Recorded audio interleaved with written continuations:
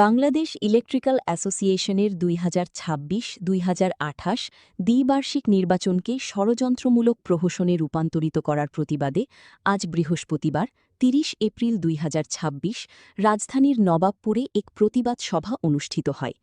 উক্ত সভায় বক্তব্য প্রদান করেন বেশালে মোস্তফা সাগর, ভাইস প্রেসিডেন্ট ব্যাকমা এবং পরিচালক বিমা নিউজ SM মিডিয়া। ইলেকট্রিক সেক্টরের লক্ষ লক্ষ ব্যবসায়ী ভাইরা, আসসালামু আলাইকুম।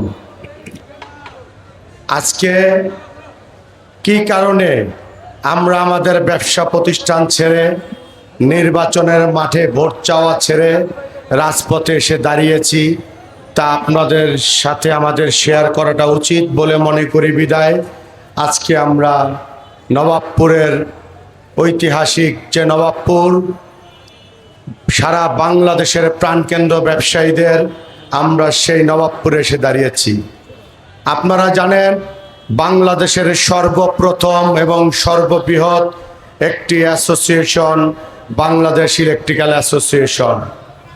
আমরা দীর্ঘ বছরের পর বছর যাবৎ বাংলাদেশ ইলেকট্রিক্যাল অ্যাসোসিয়েশনের আনন্দ উৎসবের মাধ্যমে নির্বাচন অনুষ্ঠিত হয়। সেই নির্বাচনে আমরা সকলে মিলে আনন্দ উদযাপন করি এবং আমরা স্বতঃস্ফূর্তভাবে আমাদের ভোটাধিকার প্রয়োগ করি।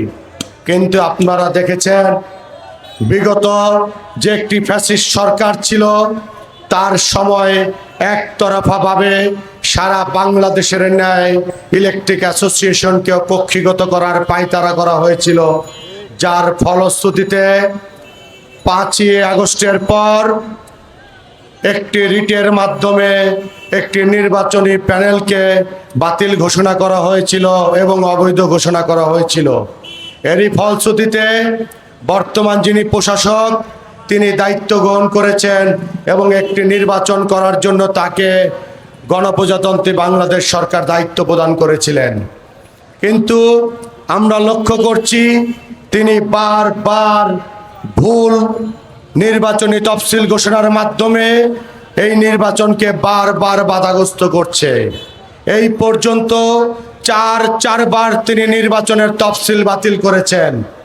আমরা এই রকম তফসিল চাই না, এই রকম কোনো স্বার্থকেন্দ্রিক নির্বাচন আমরা চাই না। উনি কি কারণে কার স্বার্থে উনি চারবার নির্বাচনী তফসিল বাতিল করেছেন আমাদের প্রশ্ন ওনার কাছে। উনি গত সপ্তাহে আমরা জানতে পারলাম যে আমাদের যে প্রার্থী ছিল 3 জন প্রার্থীকে তিনি বাতিল ঘোষণা করেছেন। গতকাল আমাদের ট্রেড পলিটিক্সের যারা মুরব্বী ওনারা আহ্বানে সাড়া দিয়ে ওনাকে জিজ্ঞাসা করেছিলেন, মাননীয় প্রশাসক মহোদয় আপনি কেন আমাদের 3 জন প্রার্থীকে বাতিল করেছেন? তিনি উত্তর দিলেন তারা 2 বার করে নির্বাচন করেছে।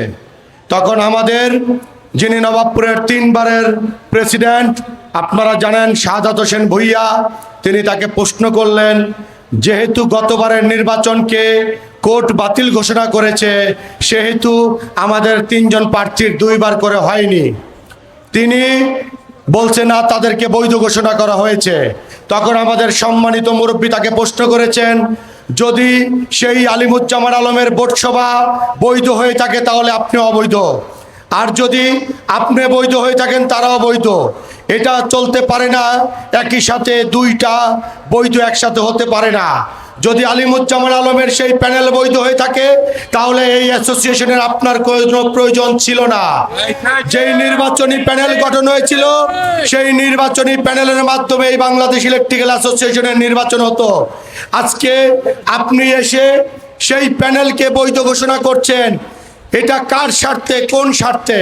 আর যদি সেই স্বার্থেই আপনি কাজ করে থাকেন তাহলে 5 জন বাতিল হবে। কারণ বিরোধী দলের 2 জন প্রার্থী আপনারা জানেন আলিমুজ্জামান আলম সাহেবের সেই প্যানেলও নির্বাচন করেছিল খন্দকার রুহুল আমিন সাহেব এবং ইসমাইল বকশী সাহেব, অথচ একতরফা প্রহসনিকভাবে তাদের 2 জনকে বৈধ ঘোষণা করে এই প্যানেল থেকে 3 জনকে অবৈধ ঘোষণা করে দিয়েছে। এটা কোনো নির্বাচনের পরিপন্থী বলে আমরা মনে করি না। শুধু তাই নয়, ওনাকে খুব সুন্দর ভাষায়, মার্জিত ভাষায় যেন এই নির্বাচনটি অনুষ্ঠিত হয়।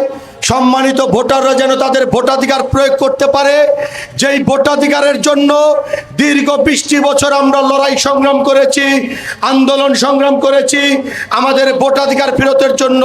সেই ভোটাধিকার যেন আমরা ফেরত পাই, তার কাছে জানতে চাওয়ার কারণে তিনি উচ্চ বাক্য করে আমাদের সম্মানিত নবাবপুরের দীর্ঘ 40 বছরের পুরাতন ব্যবসায়ীবৃন্দ, সম্মানী নেতৃবৃন্দকে তিনি হুমকি প্রদান করে এবং এই মুহূর্তে পুলিশ দিয়ে গ্রেপ্তার করার, এবং উনি একজন সচিব, তার অনেক ক্ষমতা সে জাহির করার জন্য তিনি হুমকি প্রদান করে। এটা অত্যন্ত দুঃখজনক বিষয়। এবং কি তিনি স্থানীয় থানার প্রশাসনকে ফোন করে তিনি আমাদের ইলেকট্রিক্যাল অ্যাসোসিয়েশনে আমাদের সম্মানিত মুরব্বীদেরকে হেনস্থ করার জন্য তিনি নিয়ে এসেছেন। শুধু তাই নয়, তিনি একটি মিথ্যা জিডি করেছে, উনাকে নাকি আমাদের সম্মানিত নবাবপুরের এই সিনিয়র ব্যবসায়ীরা হুমকি প্রদান করেছেন। আমরা নবাবপুরের ব্যবসায়ী হিসেবে তীব্র নিন্দা ও প্রতিবাদ জ্ঞাপন করছি তার এহেন কার্যকলাপের। আমরা একটি নির্বাচন চাই। আমরা চাই আমাদের সম্মানিত ভোটাররা ভোটাধিকার প্রয়োগ করুক। আমরা সকলে উৎসবমুখর নির্বাচনের জন্য আমরা নেমে এসেছি। আপনারা জানেন আমরা একটি প্যানেল ঘোষণা করেছি, যেই প্যানেল লিডার বাংলাদেশ ইলেকট্রিক্যাল অ্যাসোসিয়েশনের সাবেক তিনবারের প্রেসিডেন্ট জনাব শাহাদাত হোসেন ভূঁইয়া, এবং আমাদের প্যানেল লিডার জনাব মীর নিজামুদ্দিন আহমেদ, তিনি বাংলাদেশ ইলেকট্রিক্যাল অ্যাসোসিয়েশনের 5 বারের সফল প্রেসিডেন্ট। শুধু তাই নয়, আমাদের এই নবাবপুর থেকে মীর নিজামুদ্দিন আহমেদ এফবিসিসিআই এর মতো সারা বাংলাদেশের শীর্ষ ব্যবসায়ী প্রতিষ্ঠানের নেতৃত্ব দিয়েছেন দীর্ঘদিন এবং একজন সম্মানিত ব্যক্তি। তার সাথে পর্যন্ত উক্ত প্রশাসক তার ক্ষমতার বাহাদুরি দেখিয়ে উগ্র ভাষায় কথা বলেছেন। শুধু তাই নয়, তিনি বিগত ফ্যাসিস্ট সরকারের আমলে জেলা প্রশাসক হিসেবে দায়িত্ব পালন করাকালীন তিনি নাকি লাঠি পেটা করেছে, এই কথা বলে তিনি হুমকি প্রদান করেছেন। আমি সম্মানিত প্রশাসক মহোদয়ের দৃষ্টি আকর্ষণ করে বলতে চাই, ম্যাডাম কিছু মনে করবেন না, আপনার মতো শত শত জেলা প্রশাসক এই স্বৈরাচার শেখ হাসিনার আমলে ছিল। শেখ হাসিনার স্বৈরাচার বাস্তবায়ন করার জন্য, তাকে রাষ্ট্রীয় ক্ষমতায় রাখার জন্য লক্ষ লক্ষ নিরীহ মানুষকে মেরেছে, গুলি করেছে, হত্যা করেছে, রক্ত ঝরিয়েছে। আপনিও তাদের একজন দোষর হিসেবে ছিলেন। আপনি নিজ মুখে এটা স্বীকার করেন। এই স্বাধীন সার্বভৌম বাংলাদেশে যেখানে 2000 ছাত্র জনতার রক্তের বিনিময়ে বাংলাদেশ স্বাধীন হয়েছে, আপনি এখনো সেই ফ্যাসিস্ট সরকারের আমলে আপনি কি করেছেন? আপনি আমাদের মতো রাজপথের ত্যাগীদেরকে হুমকি প্রদান করেন। ম্যাডাম আপনি মনে রাখবেন, আপনি কালকে যেই কলঙ্কজনক কার্যক্রম করেছেন, সম্মানিত 4 জন প্রবীণ নেতৃবৃন্দের নামে আপনি থানায় জিডি করেছেন মিথ্যা বলে এবং নাম মেনশন করে। আমরা এটা ধিক্কার জানাই। ম্যাডাম আপনি একজন সচিব, আপনার অনেক ক্ষমতা রয়েছে, আপনি অনেক কিছুই করতে পারেন। তবে মনে রাখবেন, যখন জনগণ একত্রিত হয়ে যায়, যখন ব্যবসায়ীরা একত্রিত হয়ে যায়, যখন সাধারণ মানুষ তাদের যৌক্তিক দাবি নিয়ে রাজপথে নেমে আসে, তখন আপনার ক্ষমতার চেয়ে বড় বড় ক্ষমতা চূর্ণ বিচূর্ণ হয়ে যায়, ক্ষমতা থাকে না। আমরা দীর্ঘ 1.5টি যুগ রাজপথে আন্দোলন সংগ্রাম করেছি, অজস্র মামলা হামলার শিকার হয়েছি। আপনি দয়া করে আমাদেরকে সেই মামলা হামলা, সেই পুলিশের ভয় আর দেখাবেন না। এই ভয় দীর্ঘ 1.5 যুগ আমরা লড়াই করে এই ভয় আমাদের কেটে গিয়েছে। আমরা চাই আপনি এই একতরফা পক্ষপাতমূলক প্রহসনের নির্বাচন করার পায়তারা বন্ধ করে সম্মানে বাংলাদেশ ইলেকট্রিক্যাল অ্যাসোসিয়েশনের প্রশাসক পদ থেকে ইস্তফা দিয়ে আপনি আপনার কর্মস্থল সচিবালয় চলে যাবেন। বাংলাদেশ ইলেকট্রিক্যাল অ্যাসোসিয়েশনের সম্মানিত ব্যবসায়ীরা নির্ধারণ করবে তাদের নির্বাচন করার জন্য কে হবে নির্বাচন কমিশনার, কে হবে আপিল বোর্ড, আর কিভাবে উৎসবমুখর নির্বাচন করতে হয় তা আমাদের সম্মানিত নেতৃবৃন্দ দীর্ঘ বছরের পর বছর এই বাংলাদেশ ইলেকট্রিক্যাল অ্যাসোসিয়েশন নির্বাচন হচ্ছে কোনো সংঘাত, কোনো সংঘর্ষ ছাড়া সকলে সম্মিলিতভাবে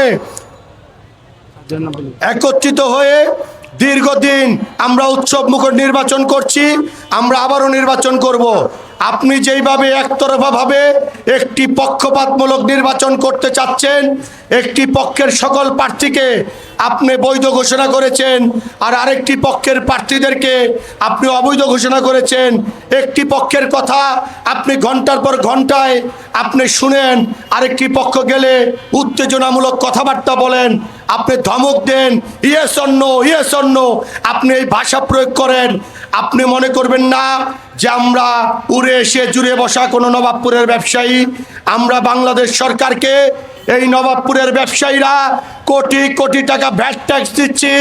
সেই ভ্যাট ট্যাক্সের টাকা থেকে আপনার মতো যারা সচিব রয়েছেন, আপনার মতো যারা সরকারি কর্মকর্তা রয়েছে, তাদের সকলের বেতন আমাদের ভ্যাট ট্যাক্সের টাকাতে হয়।